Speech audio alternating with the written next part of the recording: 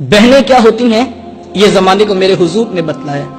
आप जानते हैं हुजूर का ना कोई सका भाई था और ना कोई सकी बहन थी।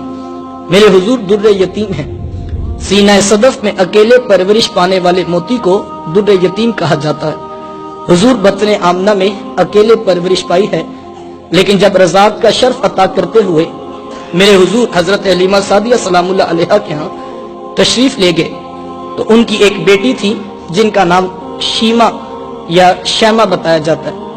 वो रिश्ते में मेरे हुजूर की रजाई बहन लगती थी। कबीला बनु साद के रवाज के मुताबिक शाम को जब माएँ खाना पकाने लगती तो बहनें अपने भाई गोद में उठाकर बाहर खुले मैदान में आ जाती। हर बहन की गोद में उसका भाई होता और अपने भाई के हुस्न के कसीदे पढ़ रही होती। अगर किसी के भाई का रंग काला होता तो वो कहती जनाब रंग काला है तो क्या हुआ, मेरे भाई के नकूश देखो कितने खूबसूरत है, इसकी उठी हुई नाक, इसकी झील जैसी खूबसूरत आंखें तो देखो कितनी प्यारी है। तो वो नकूश को मयारे हुस्न करार देती। और अगर किसी के भाई का रंग गोरा चिट्टा होता तो वो कहती रंग नहीं तो कुछ नहीं, हुस्न तो होता ही सारा रंगत में है, मेरे भाई का रंग देखो कितना निखरा है। तो ये बहस मुबाहसा चल रहा होता और कोई बहन हार मानने को तैयार न होती। इतने में एक सम से हजरत शीमा अपना वीर मोहम्मद उठा के ले आती। कहती जरा मेरे वीर का मुकाबला भी तो करो ना। वो कहती नहीं नहीं शीमा तेरे वीर का मुकाबला तो नहीं ना, तेरा तो सारों का सरदार लगता है। कुतुब में आता हजरत शीमा का सर फख्र से बुलंद हो जाता। वो हुजूर को सीने से चमटा लेती और दुआ देती रब्बाना अब किलाना मुहम्मदा, शाला मेरे वीर मोहम्मद को नजर न लगे। आज मैं देख रही हूं बच्चों का सरदार है, कल अपनी आंखों से देखूं जवानों का भी सरदार बने। जिंदगी के लैलो नहार गुजरते गए, हजरत शीमा की शादी हो गई। मदनी दौर की कहानी है। इत्तेफाक से जिस कबीले में हजरत शीमा की शादी हुई थी, हुजूर के सहाबा की लड़ाई और जंग उसी कबीले से हुई। उनके कुछ बंदे कत्ल कर दिए गए, कुछ को कैदी बनाकर सहाबा मस्जिद नबवी में ले आए। अरब के रवाज के मुताबिक कैदियों को छुड़ाने के लिए कौम के सरदार फंड इकट्ठा करने के लिए निकले। हर दरवाजे पे जाकर दस्तक देते और फंड मांगते।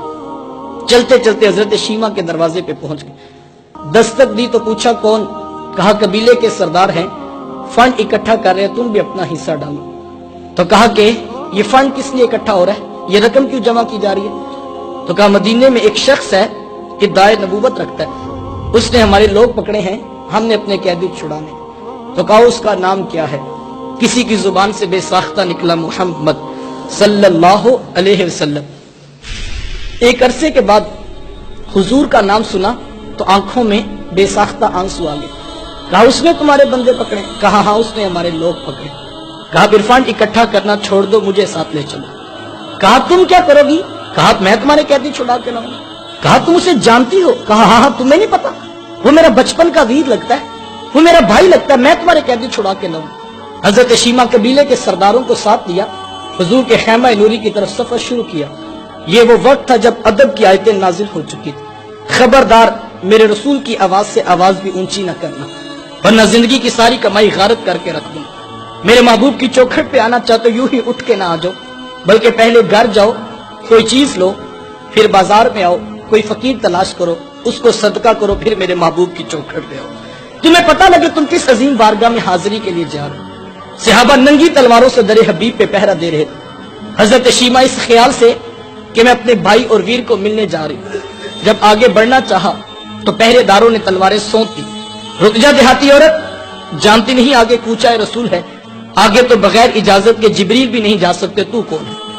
रिवायत में था जब रास्ता रोका गया, तलवारें सौंप दी गई तो हजरत शीमा ने यूं हाथ से तलवार को झटक के कहा खल्लू सबीली वालमू अना उख्तु नबीयिकुम, कहा मेरी राहें छोड़ दो, जानते नहीं मैं तुम्हारे नबी की बाजी और बहन लगती। बस ये आवाज कानों में पड़ना थी, आंखों पर पलकों की चिलमने आ गई, निगाहें नीची कर दी, तलवारें पीछे हटा दी। हजरत शीमा पूरे प्रोटोकॉल से हुजूर के खैमा नूरी में दाखिल हुई।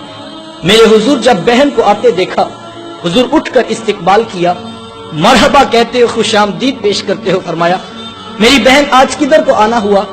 अर्ज की हुजूर आपके बंदों ने हमारे कुछ लोग पकड़े हैं, मैं उन कैदियों को छुड़ाने के लिए आई हूँ। हुजूर फरमाया मेरी बहन तूने आने की जहमत क्यों गवारा की, तू घर बैठे पैगाम भेज देती, मैं मोहम्मद तेरे कहने पे सारों को छोड़ देता। जमाने को अमली तौर पे बताया कि बहन का दरवाजे पे आ जाना कितना मोतबर हुआ करता है। फिर चंद जोड़े, कुछ घोड़े, बहुत सारा साजो सामान जमा किया اور بہن کو رخصت کرنے کے لیے حضور دروازے پہ تشریف فرما ہوئے. صحابہ نگاہیں نیچی کیے حضور کے ادب میں کھڑے تھے. تو حضور میں صحابہ جب بھی قیدی چھوڑا کرتا ہوں پہلے تم سے مشاورت ضرور کیا کرتا ہوں. آج پہلا موقع ہے, قیدی بھی چھوڑ رہا ہوں اور میں نے مشورہ بھی نہیں کیا ہے. عرض کی, اے بندہ نواز, آپ مالک کل کائنات ہیں, آپ جو چاہیں کریں. ہم کون ہوتے ہیں درمیان میں مشورہ دینے والے؟ لیکن حضور اتنا تو بتائیے, آج کون سی خاص بات تھی کہ آپ نے مشورہ کرنا بھی ضروری نہیں سمجھا ہے؟ سنو بھائیو, اللہ کے رسول نے کیا ارشاد فرمایا.